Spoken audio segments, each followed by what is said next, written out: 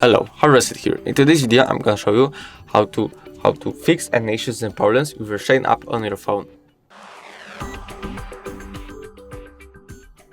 So first thing that you want to do is go up to the Play Store, find your app. Oh, sorry, Shein.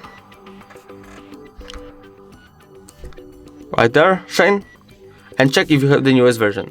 If the update is available, should pop up right here, and maybe you just need to update the app.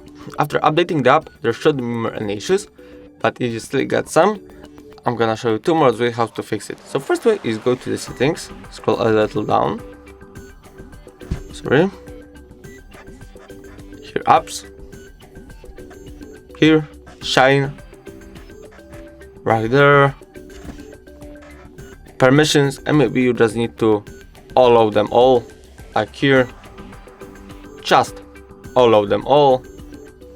After this, go to the Wi-Fi data usage, unrestricted mobile data, and after this there shouldn't be any issues, but if you still got some, go back to the Play Store, uninstall, and just reinstall again.